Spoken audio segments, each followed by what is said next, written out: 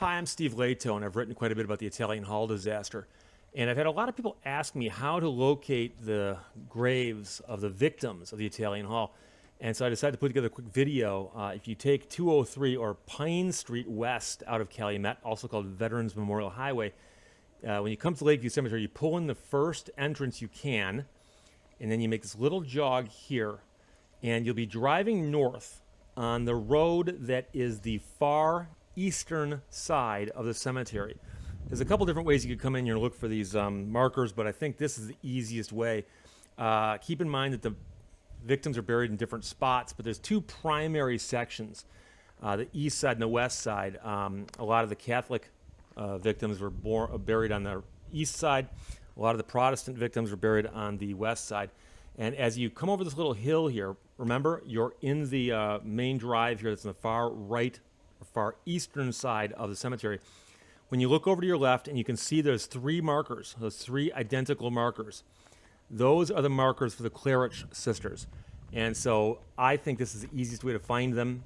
You can park there and you're walking up from behind them, but there are a bunch of these markers are in rows. There were some trench graves where they buried these people in December of 1913. And so here are the three Cleric Sisters. And next to them is a victim named Stoutahar. And there's a few others right along in a little row here. But like I said, the easiest ones to find are the three sisters who are buried next to each other right here. In case you're curious, there were at least three families that lost three children at the Italian Hall disaster, and we'll be walking by those other sets of siblings as well. Over here we have Katerina Gregorich and Ivka or Ivana both. I've seen the name spelled both ways. Ivka, I-V-K-A, and Ivana, the common spelling. And here's Katerina Gregorich's marker. In case you're curious, if you're visiting the Lakeview Cemetery, the only people who passed away on Christmas Eve 1913 in the township were victims of the Italian Hall disaster. So if you see the date, December 24th, 1913, as a date of death on a headstone here, it is for a victim of the Italian Hall. If you've seen the photographs shot back in the day, they had dug trenches so they could bury these people who passed away. That many people being buried on such short notice caused all kinds of logistical problems. We're walking by some victims here on the left. We'll come back to them, though, because I think it's easier to find this other set of grave markers if we simply walk straight up the hill and come out on the next little drive here, and then you turn left. And, these sections are all numbered or lettered, depending which side of the cemetery you're on. And if you're wondering, the cemetery is situated pretty much straight north, south, east, west. So as you pull into the cemetery, you're heading north. And so to your right would be east, and to your left would be west. So as we look down to my truck there, we're looking basically due east. There's a marker over here. It's been placed in the last couple of years. Indicates that 22 Catholic victims of the Italian Hall disaster were interred here. There's a little bit of a problem because there's another marker on the other side of the cemetery, and if you add up the numbers they give, they say 22 are buried in one spot and 42 are buried in the other. And that only counts for 64 victims, and there are in fact 73 victims of the Italian Hall disaster buried in this cemetery. And I think that might confuse some people, so I hope you understand that there are in fact 73 named victims of the Italian Hall disaster that we know of that are resting in peace in the Lakeview Cemetery. So now I'm up on the second drive. I came in on the east drive, and now walking back from that marker is another row, and it's easy to spot because the first marker is next to this maple tree. And I believe it's Mary Cranyak or Maria Cranyak, and I apologize if I'm mispronouncing the name. And this is one of those names that causes a little bit of confusion because it's spelled one way on the death certificate, it's spelled another way on the grave marker, and it's spelled a third way on the marker that's at the site of the Italian Hall. They erected a marker in 2018, and it has some spellings that differ from those on the headstones at the Lakeview Cemetery. And so it's can cause a little bit of confusion. The death certificates are often filled out in longhand and not filled out that neatly. So some of them can just be bad penmanship problems. Here's Victoria Burke's marker.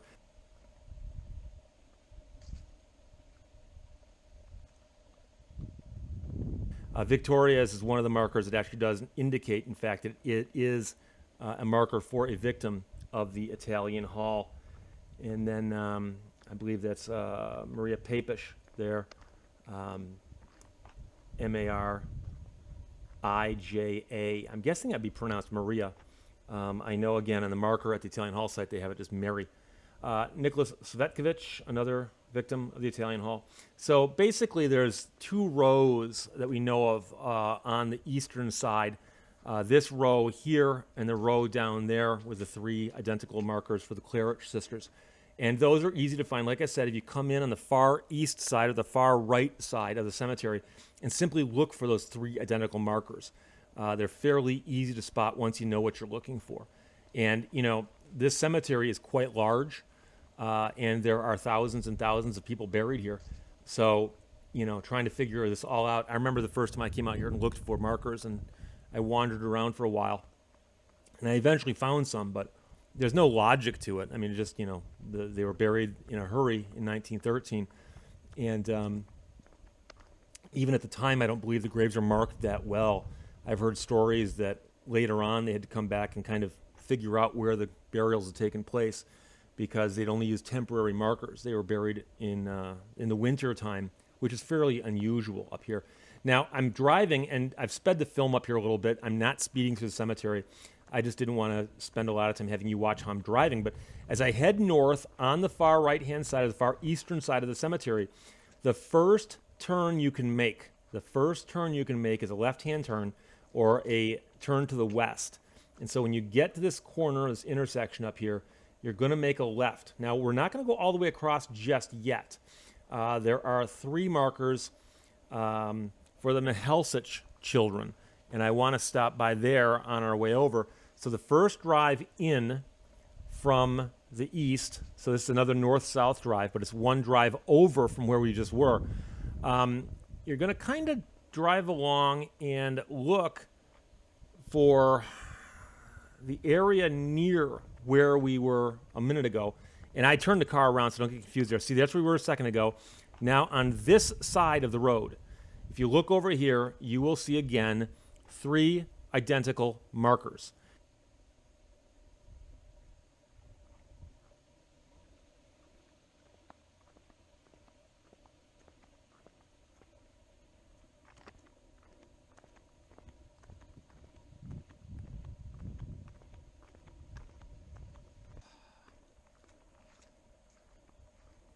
And so it's, you know, every one of these stories is a tragedy, but that's one that's, you know, really hard to wrap your head around. And so here we have the three siblings, the three Mahelsich children who passed away at the Italian Hall, Christmas Eve, 1913. And again, you'll see the death dates there, December 24th, 1913. A lot of these headstones are in native languages, they're not in English, but you can spot the dates and you can see the names of the victims of the Italian Hall disaster. Again, there's 73 buried out at the Lakeview Cemetery. Many of them, if not most of them, are buried in mass ceremonies a few days after the disaster. A couple families, though, actually held private ceremonies the day before the big funerals. So not all 73 were buried on the same day, but all 73 were, in fact, buried in the Lakeview Cemetery. So now heading north from the Mahelsich children, you drive north until you get to this white triangle here, and you hang left. So turning left at that white curb, you are now heading due west across the cemetery, and we're going to go almost all the way across. Not quite the far drive, the north-south drive, but the second to last north-south drive as we head across. And we're going to be at the section, the Protestant section, where quite a few of the Finnish victims were buried. I believe something like more than half of the victims at the Italian Hall disaster were Finnish, and many of them are buried right here in this section. And this section is easier to find because here's the other marker. I mentioned a minute ago about the one that said the Catholics with 22 people buried on the one side of the cemetery.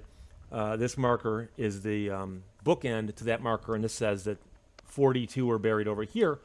And like I said, that's been recently placed.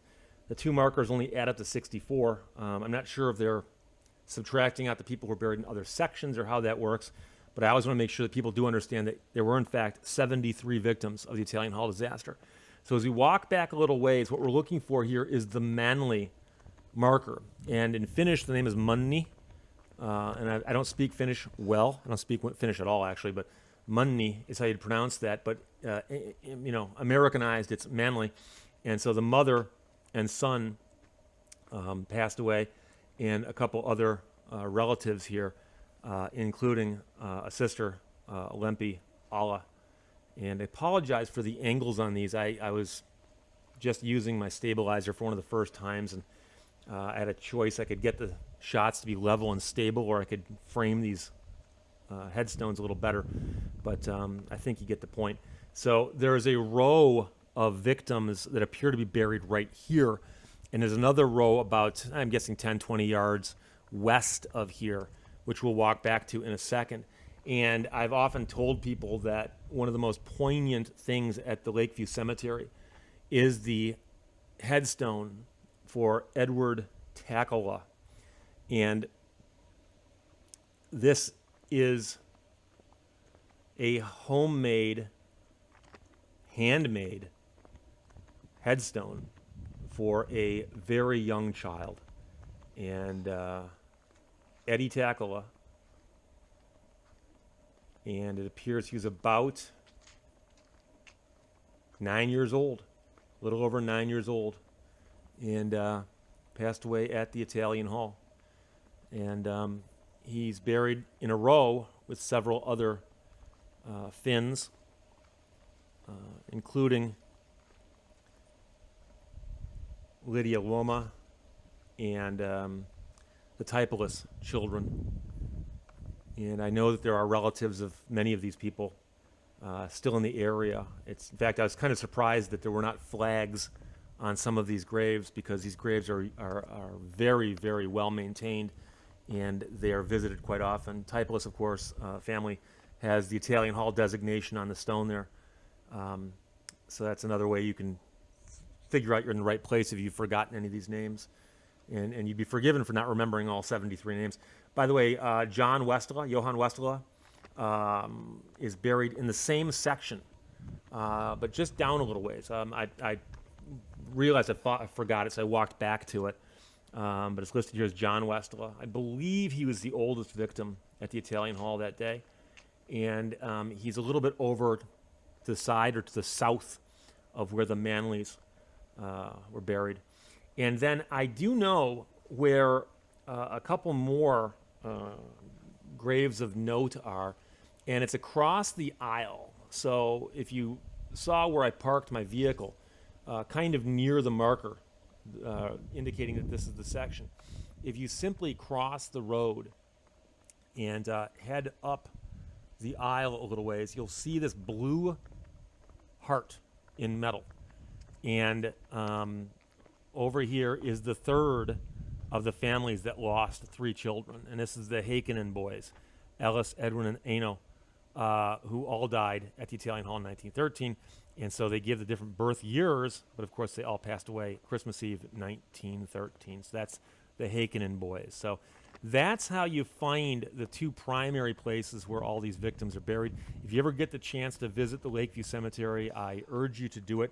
It's about 1.5 miles, 2 miles outside of town, especially about a 1.8 mile walk if you were to be walking, carrying a casket, as these caskets, many of them were carried from town out to the cemetery during the ceremony, after the ceremonies were held in the churches. Pine Street Apostolic Lutheran Church, the building is still there. I measured it's 1.8 miles from there to here. So you can imagine what a long walk that would have been in December of 1913. Questions or comments, as always, check the information in the credits at the end. Shoot me notes, and I will answer you to the best of my ability. Thanks a lot. Bye-bye.